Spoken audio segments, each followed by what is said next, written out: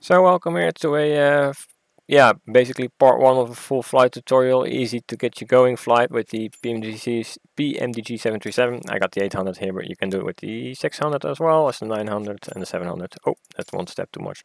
Just want to pick a random airport here to depart from. So if we fly like this route here, we want to set this one as the departure. I want to pick the arrival, and this is tutorial flight will be all about using no pay software whatsoever, no performance calculus, no navigraph, no stuff like that. It's completely free if you at least buy the PMDG, obviously. Want to change the VFR, visual flight route, to IFR, instrumental flight route, low altitude airways, and then we need a SID, standard instrumental departure, and a star, as well as runways. So we've got 30 left already showing up here. If we zoom in a little bit, is that one we can use? Yep, definitely looking good there. We're departing from a runway here. I got a cold and dark starting video as well. If you follow the cold and dark start, then you can go from the gate to the runway. So we're going to skip that part now. And then if you're not using navigraph, there's basically only one way how you can find your departure, and that's by going over them. That's the only option basically. And there we go. This one is looking fine.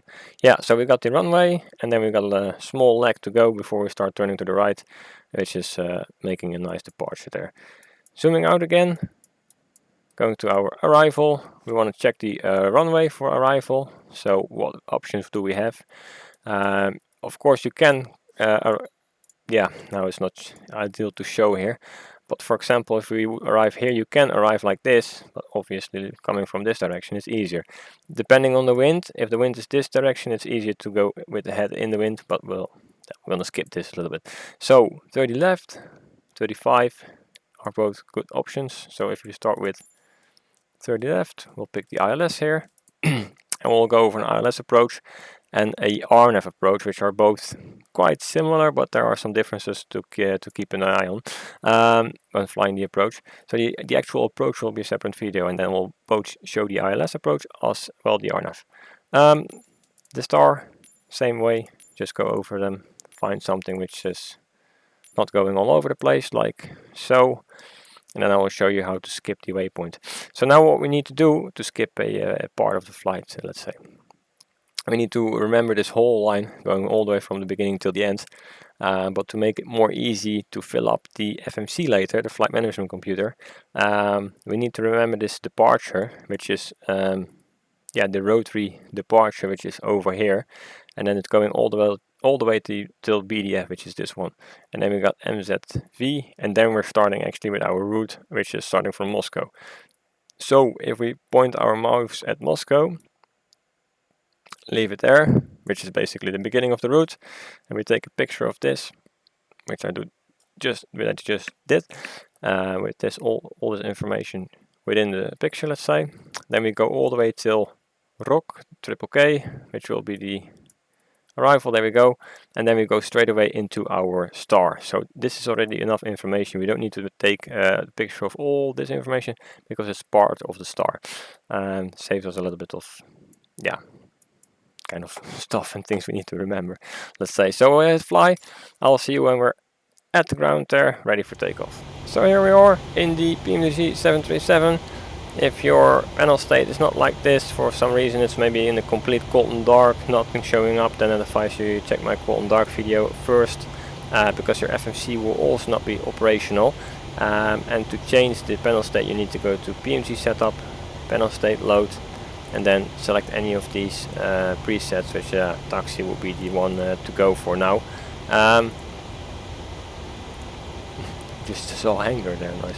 Anyway, but to get the FMC up, you need to have the batteries up and running. So if you're in a full cold and dark mode, I advise you to check this video first, which I will link down below, to get up the plane up and running. If not, if you set the plane up for the runway, it should be like this, but just in case.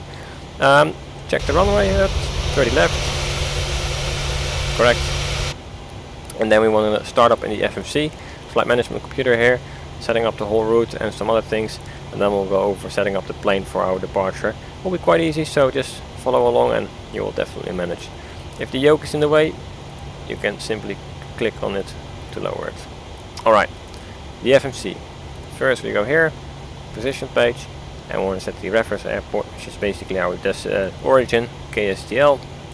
Okay, STL in this case. I just pick a random route, so in case I run into something I can share how to fix it. So I didn't test anything, find the ideal route, we're just going over this here together, and then in case we run into something we can also fix it together. Want to go to route, notice KSTL is still on the scratchpad here, so we can place it in the origin, and the destination is Minneapolis today, so that's KMSB, just like so, set it in destination. Now remember we selected the SID, the standard instrumental departure, and the star. So we want to go to departure and arrivals, departures, and we want to go with runway 30 left. Well, it's not showing up here, but notice up here that we have page 1 of the 4, so we can simply go through the pages, and now we've got 30 left showing up there. Select that one. Here we got the row of SIDs, and we go with rotary rotary 5, something like that. Go through it, here it is. Select that one, and notice there's this route already showing up.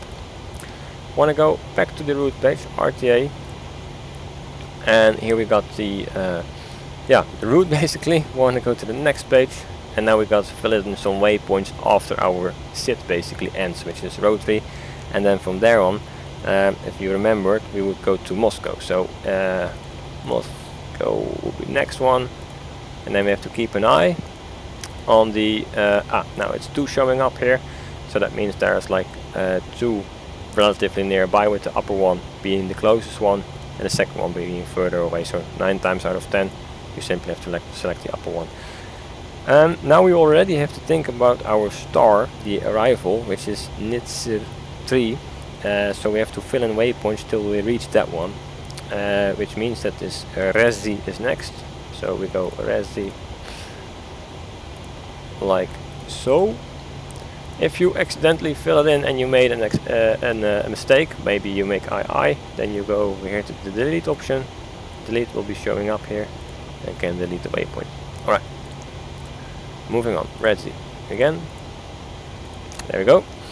And then we already start with our star, so we can leave this as it is, go back to the departure and arrivals, and now we select arrival, and we would go with ILS 30 left, so that's showing up here, and we are using the Nitsir R3 star, which is this one. Go back to route, then we have the discontinuity here, which we need to fix, so we go this one up, we got here another discontinuity we have to fix, and then that's all looking fine. So if we activate the route now, this execute will come on, let's say. We can execute it, and notice our line became from a dotted line this magenta line. If we now go to our legs page, we have the full route here, where we can go through just one more time to validate that we have no discontinuities. In case you still have a discontinuity here for some reason, for whatever reason, you can pick the waypoint, move it up, same like in the legs page before, and fix it like that. Still, we want to verify this route, that we actually go where we're supposed to go. So to do so, we can turn this knob here, click to the right, go to plan, and now the screen here will change, and the step feature shows up here. So what we can do is simply step through the route to check our route. To keep an overview here, we want to zoom out a little bit here. So here we have the range showing, the different range. So we can zoom out here. Normally what I like to do is zoom out, that I have somewhat of the route again visible. Moving on, there we have something interesting. What's going on there? Looking good. Zooming out again. This is called the ND, by the way, navigation display. Moving on, moving on. Okay, zooming in again a little bit. And then we have our star. Click through it. Continue on. Tick, tick, tick, tick. And then we got runway 30 left here, where we're at now. One more step, and we go to our missed approach. Alright, so back to our first waypoint. We want to go back to map mode. Zoom in here. And then we need a... we'll fly a full VNAV route here, so we'll do the whole way, let's say. So we need more altitudes here. These are the altitudes which we'll be flying on along the route. So we've got 12,000 feet showing there, and even the 12,000 is the highest, so to say, but ATC will for sure get us higher. We have to climb out to 10,000, I guess, something like that, 8,000 even. So we're just gonna go with, let's go with 12,000. I like these altitudes because you can still do some sightseeing. It's not really official. Just a small thing I like to add here about the cruising altitude. If you like to fly more realistic way and you don't have SimBrief, which is a paid option to generate flight plans, you can go to the website FlightAware and you can pick a destination and a origin, and you can find real life flights between different airports with all details included. This includes as well the cruising altitudes the plane used during its flight. You can use this information you can use as a reference for your flight. So in case you want something more realistic, it all depends on airways, weather. You cannot say this is the best altitude for a certain flight because it depends on various factors, let's say. So one thing to find out is go to FlightAware, pick a origin and destination you're flying to and from, and then you can find there the cruising altitude of the actual flight in real life and use it as reference for your FMC setup here. So back to the video. Then we go back to the menu, we go to FS Actions, and then we got our payload and fuel. So payload is basically the passengers which are now completely full, and you can simply change it by setting a random figure where everything changes basically. So just something random here, and then we go to the fuel page, and for this flight we don't need like full fuel, so we can go like to a two-third full. Set that one. To calculate the fuel, it will be a different video, but you can always just simply go with full. It's fine, you know. Let's go with full today. That's fine. Then we want to go to this one, and we need to fill in all this stuff here. And so we don't have the EFB here, and we're not using any paid performance calculator. So we're just going to set up some stuff here which we can, and the rest we take for. So 0 fuel weight. Press it. Silver fuel, there we go. Cross weight, center of gravity is there as well. Reserves are basically, yeah, at what time you want to show that you are at your reserve. So any figure, 2.5, it's fine. Cost index is 100 we're gonna go, which is fine as well. And then we want to set our cruising altitude. So remember, we want to go for 12,000. So we're gonna go 12,000 here, which is quite low, but I like the sightseeing. So we set 12,000 here, and again we can select the execute. Unable to 80 knots at this. That's fine, never mind. Clear that message. Then we can go to the N1 limit straight away. Select the takeoff page, and then we have the flap setting, which is 5, which is quite a default takeoff setup. So we'll go with flaps 5. And notice that our V1, VR, and V2 will become available. There we go. So all we gotta do is V1, VR, V2, and that's it. Normally I like to keep the legs page open now on both sides. I don't know why on both sides, but let's do both sides. And 12,000 is our highest altitude. Just to don't make any mistakes, we can set up 12,000 here straight away like so. And now we need a few other things here. The first thing is the flight directors on both sides, otherwise your autopilot will not even work. You can engage LNAV, which will be the longitudinal navigation, so you can compare it with like the heading line here which is showing up. Only then it will be following the route. There's no need to set up any bank angle. The FMC with LNAV is taking care of the bank angle, so how far the plane will bank during the turns. No need to change any of that. Our speed we need to set up to like 240, which is fine to start off with. There we go. And then VNAV, I was reading different opinions, but I like to activate it after takeoff. Just to check, flaps 5. The outer brakes are set to RTO, which is for takeoff. And then there's another thing we can set up, that's the TCAS for any other traffic. Simply flick this knob here 2 times to the right. Press TFC and TCAS becomes available. If you're flying in some mountain areas, you can select the terrain on. And after takeoff I normally like to select the data, which will show the corresponding altitudes which you have at the certain waypoint. So notice that we are 2,500 there, and by switching off the data it disappears. It can be useful sometimes, sometimes not. Then I like to switch on the flight path vector and the landing lights. Why the flight path vector? It shows, notice this additional dot which is showing up here. So after takeoff I will explain about this flight director, this flight path vector, and why it's so really useful. Alright, everything's set up here. We're gonna release the parking brake again, so keep the brakes pressed here, click, and the parking brake will go off. Now what you want to do for takeoff is bring the engines up to 40%, and you want to get around this 40%. When you get stable engines, so they're spooling up the same, you should have a small dip. There we go, and then we can go for reset.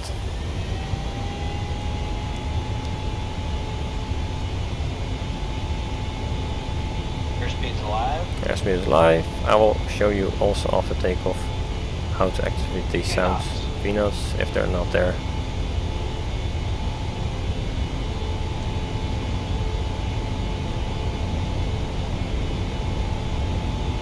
V1 Rotating, gently pitch up towards the 15 degrees here. Positive rate of climb. When you got positive rate of climb, you can go gear up. And now we're flying flight director. So what we want to do here is keep this one, the center dot here, aligned with the magenta line for our LNAV. After that we can engage the VNAV, which will show our vertical path as well, which is quite low now because the plane want to gain airspeed.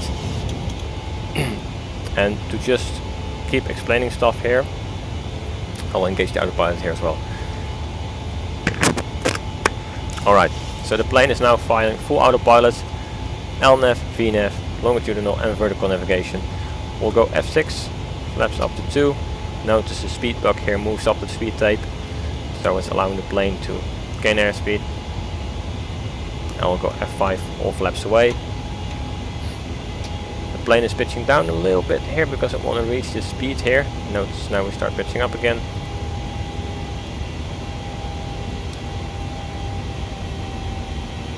Okay, all flaps away, almost, there we go, and it moves up once again. Auto brakes can come off from RTO position, and now we are flying and underway.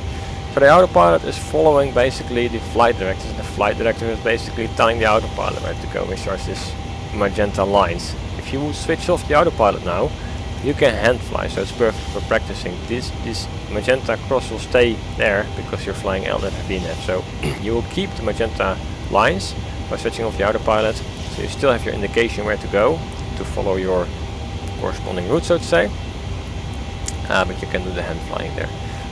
Anyway, the flight path vector, why it's so useful for taking off.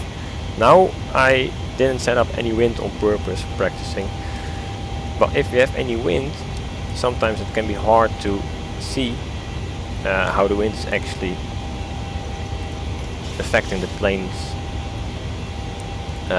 flight path, so to say. So if we go here to wind, we are flying 18, which is basically north. So if we set a little bit of crosswind from this direction here, we're going to bring in a little bit of wind here. It's not too much. I want to show this flight path vector, so quite a bit. Let's go with 4 meters per second for now. It's enough. So notice that now this flight path vector indication is off center, so it's to the right and it's a little bit low. So the center here is basically indicating where the plane is facing to. So we're facing.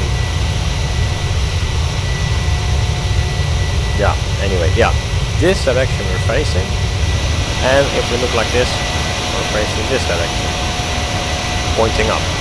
But in reality, the plane is actually going this direction. So we're climbing because we're obviously above this horizon line, let's say, and we're drifting a little bit here due to the wind.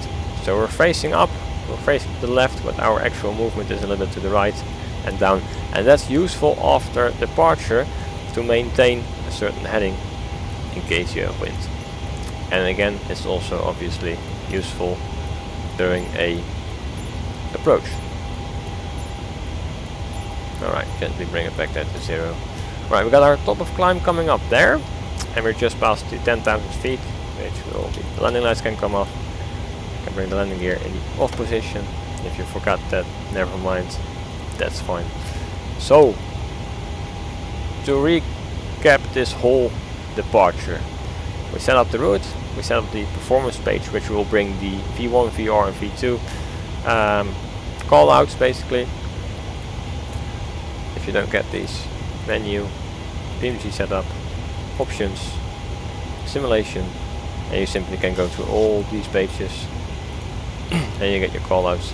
Airspeed alive, 80 knots, V1, VR, V2, positive rate of climb. So, flaps were set as 5, speed brakes were set as RDO for takeoff, the landing lights were on below 10,000 feet. We had the full route set up, and that's the indication that we're reaching 12,000 feet. Our altitude, the heading you don't need to do so much because we're flying LNF anyway. Normally I like to keep it a little bit in the direction where we're going basically. And that's it. There's nothing more to it. When you go above even more and you get cleared by ATC to a flight level, so ATC will say you will have to climb to 10,000 feet, ATC will tell you, okay, climb to flight level 160, which is 16,000 feet. As soon as they start calling flight levels to you, you want to switch to standard and not your barometric setting.